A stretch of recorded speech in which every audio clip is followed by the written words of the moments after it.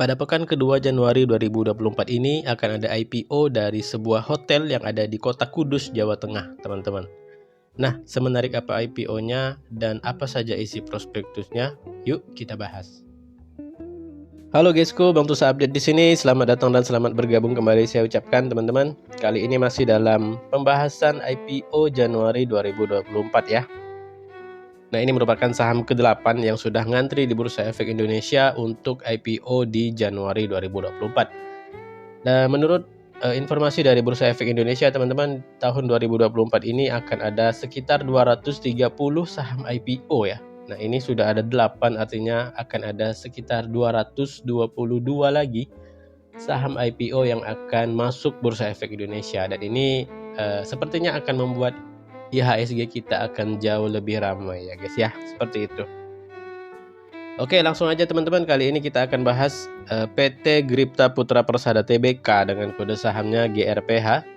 Sektornya itu ada di consumer cyclical, periode book building itu ada di tanggal 20 Desember sampai dengan 28 Desember 2023 ya teman-teman. Rentang harga IPO ada di 100 sampai dengan 105 rupiah per lembar saham dengan jumlah saham yang ditawarkan sebanyak 2 juta lot teman-teman ya. Seperti biasa teman-teman, sebelum masuk ke pembahasan prospektus, kita bahas dulu profil singkat dari si GRPH ya. Perseroan merupakan perusahaan yang bergerak dalam bidang hotel berbintang, restoran, serta jasa penyelenggara pertemuan, perjalanan insentif, konferensi, dan pameran. Berkedudukan di kota Kudus, Jawa Tengah, yang lebih dikenal dengan nama Hotel Gripta. Berdiri sejak tahun 2010 namun mulai beroperasi tahun 2015. Sampai saat ini memiliki 138 kamar, 7 ruang pertemuan, 1 ballroom, tempat ibadah, kolam renang, dan fitness center teman-teman. Nah, itu adalah profil singkat dari si GRPH ini ya teman-teman. Nah, dalam IPO ini teman-teman ya, ini merupakan IPO yang cukup unik dan menarik teman-teman ya. Nanti kita akan bahas ya. Salah satu yang membuat ini unik dan menarik adalah dari nilai emisi IPO-nya teman-teman.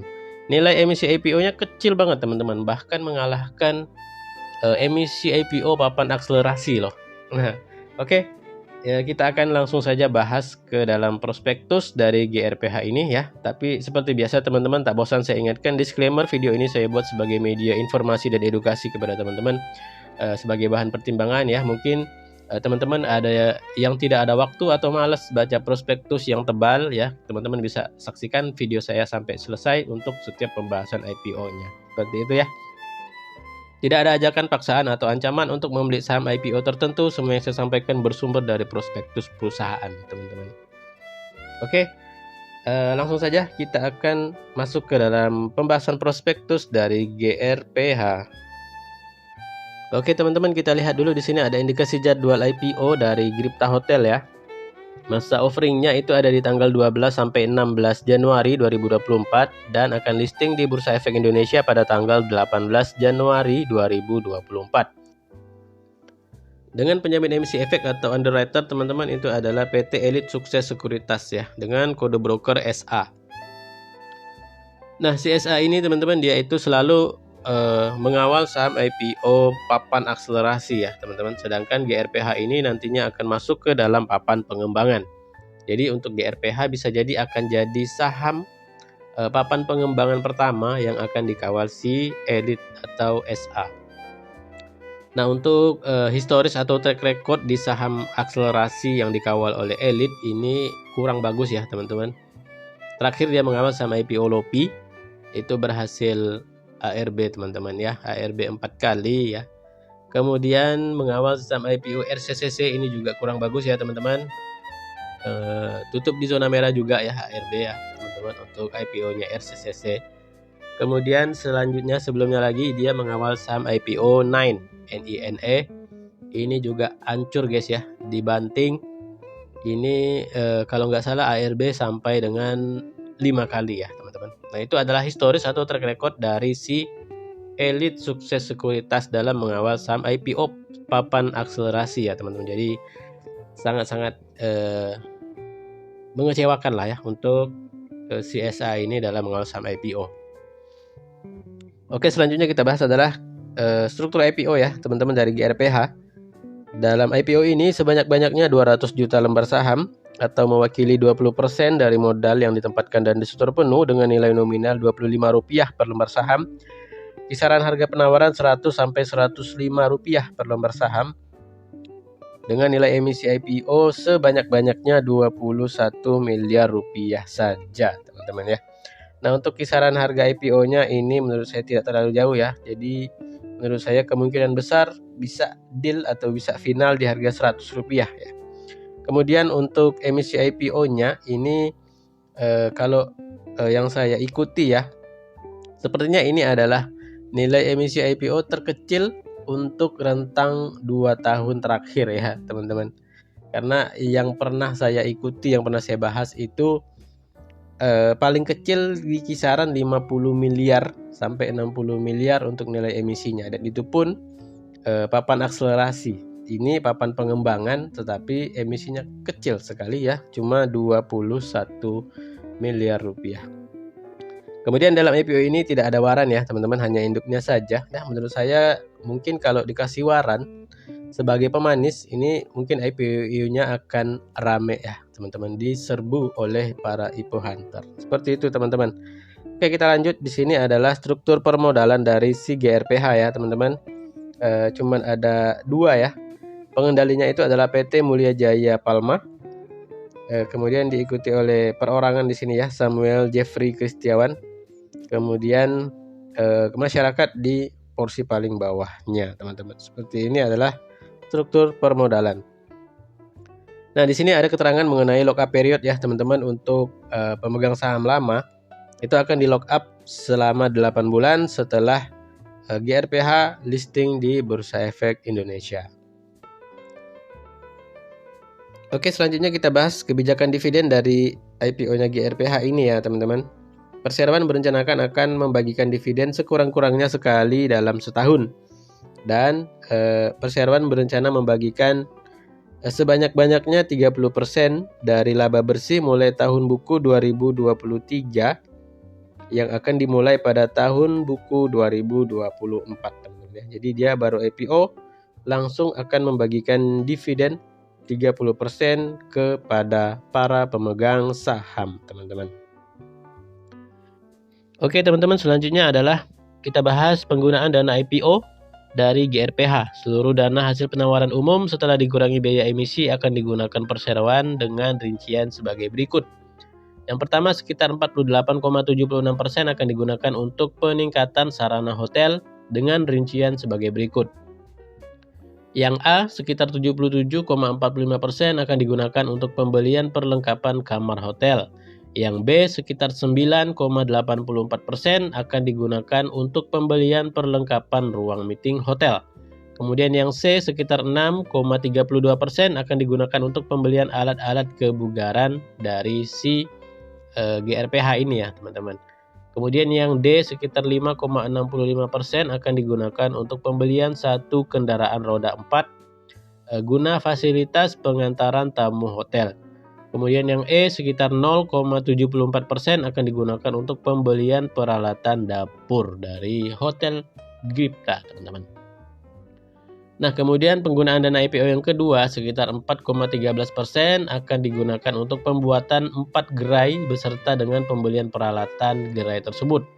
Dengan rincian yang A, sekitar 54,99% akan digunakan untuk pembelian perlengkapan dapur untuk gerai yang akan dibuat ya teman-teman. Seperti itu. Kemudian yang B, sekitar 20,85% akan digunakan untuk instalasi listrik dan bangunan gerai. Kemudian yang C, sekitar 24,16% akan digunakan untuk pembelian perlengkapan gerai. Seperti itu ya teman-teman, untuk penggunaan dana IPO-nya. Kemudian yang ketiga, sekitar 3,36% akan digunakan untuk biaya sewa 4 lokasi gerai yang tadi dibuat ya teman-teman. Nah, ini adalah lokasi-lokasi dari 4 gerai tersebut ya. Jadi dia akan digunakan untuk pembayaran sewa ke beberapa tempat ini ya teman-teman. Seperti itu. Kemudian tujuan IPO yang terakhir Yang keempat, sisanya akan digunakan untuk modal kerja untuk mendukung kegiatan usaha perseroan. Nah, ini adalah tujuan penggunaan dana IPO dari GRPH ya. Menurut saya untuk penggunaan dana IPO-nya ini cukup bagus ya teman-teman, digunakan untuk kepentingan perusahaan ya. Untuk pembangunan gerai, untuk modal kerja, dan juga untuk mempercantik hotelnya teman-teman, seperti itu ya. Jadi menurut saya penggunaan dana IPO-nya bagus untuk si GRPH ini. Nah, ini kita lihat teman-teman adalah kinerja keuangan dari GRPH ya. Kita pantau di sini pendapatannya naik ya dari tahun 2020 ke tahun 2022. Kemudian per 2023 juga terjadi kenaikan ya teman-teman untuk pendapatannya. Nah, kita pantau juga dari laba bersihnya teman-teman ya.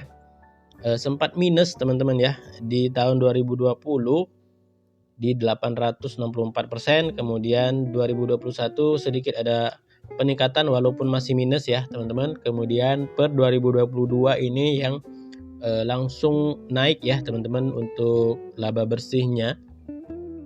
Kemudian per 2023 juga terpantau mengalami kenaikan yang cukup signifikan untuk laba bersih dari GRPH. Nah, kita langsung masuk di sini adalah laporan posisi keuangan dari GRPH ya. Kita langsung lihat dari jumlah asetnya terpantau terjadi peningkatan ya teman-teman dari tahun ke tahun. 2020 ada di 27 miliar, 2021 ada di 31 miliar, 2022 naik lagi ke 34 miliar. Dan per 31 Juli 2023 naik signifikan ada di 73 miliar rupiah.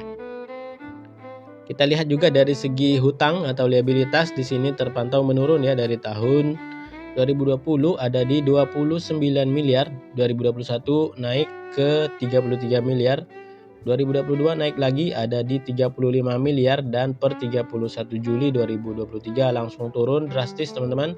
Ada di 21 miliar rupiah. Itu adalah liabilitasnya. Kemudian kita lihat dari segi modal atau ekuitasnya teman-teman ya.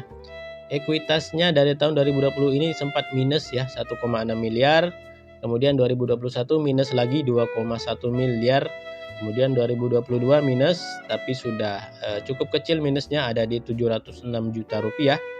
Kemudian per 31 Juli 2023 untuk ekuitasnya dari yang minus jadi plus ya teman-teman. Ada plus di 52 miliar rupiah teman-teman. Nah, ini terjadi minus untuk ekuitasnya teman-teman ya. Ini dikarenakan adanya COVID ya teman-teman. Dari tahun 2020 ke tahun 2022 Indonesia dilanda pandemi dan banyak sekali sektor-sektor yang tumbang ya teman-teman di tahun-tahun COVID kemarin. Dan salah satu yang terdampak tentu saja adalah bisnis hotel ya teman-teman, karena adanya lockdown, PPKM, dan pembatasan kerja di luar rumah. Seperti itu ya teman-teman. Kemudian kita intip di sini teman-teman Dewan Komisaris dan Direksi dari GRPH ya. Ini menurut saya menarik karena didominasi oleh orang-orang dengan usia produktif kisaran 20 sampai 30 tahunan usianya teman-teman ya. Nah, ini kita lihat ada komisaris utama Bapak Antonius Felix ya, berusia 36 tahun, warga negara Indonesia. Kemudian ada Bapak Wira Cahaya, warga negara Indonesia, selaku komisaris, berusia 53 tahun. Kemudian ada komisaris independen, di sini ada Ivariani Virgiana, warga negara Indonesia, berusia 30 tahun teman-teman. Ada direktur utama Alexius Kenny Putra, warga negara Indonesia, berusia 26 tahun teman-teman. Kemudian ada Oi Selima, warga negara Indonesia, berusia 26 tahun sebagai direktur. Kemudian ada Yeliana Ivone, warga negara Indonesia, berusia 26 tahun teman-teman. Nah, itu adalah Dewan Direksi. Kemudian di sini dikatakan bahwa tidak terdapat hubungan kekeluargaan ya di antara direksi dan komisaris dari GRPH ini. Nah, kemudian kita lihat di sini ada dokumentasi dari kamar hotel GRPH ya, teman-teman. Nah, ini ada kelas-kelasnya juga ya, ada deluxe room, kemudian ada business classroom, kemudian ada suite room dan lain-lain ya. Di sini juga kita lihat ada fasilitas-fasilitas yang ada di GRPH atau Gripta Hotel. Ada fitness center, kemudian ada juga kolam renang ya di hotelnya. Ada area parkir dan pusat informasi juga di Hotel Gripta. Ini adalah peta lokasi dari GRPH ya. Dia berada di Kota Kudus, Jawa Tengah. Nah, ini adalah valuasi dari GRPH ya teman-teman. Potensi market cap-nya itu ada di kisaran 100 sampai 105 miliar rupiah. Price to sales ada di 3,9 kali sampai 4,1 kali. Price to earning atau PER ada di 34,9 sampai dengan 36,7 kali. Sedangkan untuk price to book value atau PBV itu ada di 1,4 kali teman-teman. Ini adalah valuasi dari GRPH. Oke teman-teman, dari hasil pembahasan terkait prospektus IPO GRPH atau Gripta Hotel ya, sudah ada beberapa poin yang bisa kita jadikan bahan pertimbangan apakah nantinya teman-teman akan ikut meramaikan IPO-nya si GRPH ini atau tidak. Yang pertama teman-teman, kita bahas dari segi bisnis dan prospek usaha. Ini menurut saya standar lah ya, tidak terlalu jelek, tidak juga terlalu bagus ya. Kalau kita lihat juga di bursa kita itu perusahaan atau saham-saham perhotelan itu juga cukup banyak ya yang sudah listing duluan di Bursa Efek Indonesia. Nah, kemudian kita bahas dari segi underwriter teman-teman. Nah, ini underwriternya kurang bagus ya dalam mengawal saham IPO, terutama IPO papan akselerasi. Nah, sedangkan GRPH ini masuk ke dalam papan pengembangan. Nah, secara historis ini akan jadi saham IPO papan pengembangan pertama untuk si Elite Sekuritas ya. Mudah-mudahan bagus ya untuk papan pengembangan. Untuk akselerasinya jelek teman-teman untuk si Elite Sekuritas ini. Seperti itu ya. Nah, kemudian penggunaan dana IPO teman-teman, ini menurut saya juga bagus ya karena digunakan seluruhnya itu untuk pengembangan dari hotelnya mereka. Jadi dia akan mempercantik dan menambah beberapa gerai restoran yang dimiliki oleh Gripta Hotel. Seperti itu guys. Kemudian dari segi laporan keuangan dan kinerja keuangannya ini terpantau bagus ya. Aman Sulaiman, asetnya naik, hutangnya turun, dan ekuitas juga terpantau naik walaupun sempat minus di masa pandemi. Seperti itu teman-teman. Nah, dalam IPO ini tidak ada waran ya, hanya induknya saja yang ditawarkan ke masyarakat. Dan dalam IPO-nya GRPH ini perseroan menjanjikan dividen dari laba bersih 2023 yang akan dibagikan 2024 dengan rasio 30% teman-teman dari laba. Kemudian secara valuasi IPO-nya GRPH ini bisa dikategorikan sebagai IPO yang murah ya untuk ukuran saham IPO teman-teman. Seperti itu. Nah, kalau dari saya pribadi, saya mungkin akan coba ikut ya IPO-nya GRPH ini karena menurut saya menarik ya, dan menurut saya bisa dimanfaatkan untuk momen jangka pendek atau IPO hunter dalam rangka menghasilkan cuan. Seperti itu ya teman-teman. Buat teman-teman yang pengen ikutan, sekali lagi pastikan dengan profil risiko masing-masing dan atur money management masing-masing ya. Oke, terima kasih atas segala perhatian. Mohon maaf atas segala kekurangan. Mudah-mudahan apa yang saya sampaikan sedikit di sini bisa bermanfaat bagi teman-teman. Dan sampai bertemu kembali ke dalam pembahasan saham IPO selanjutnya.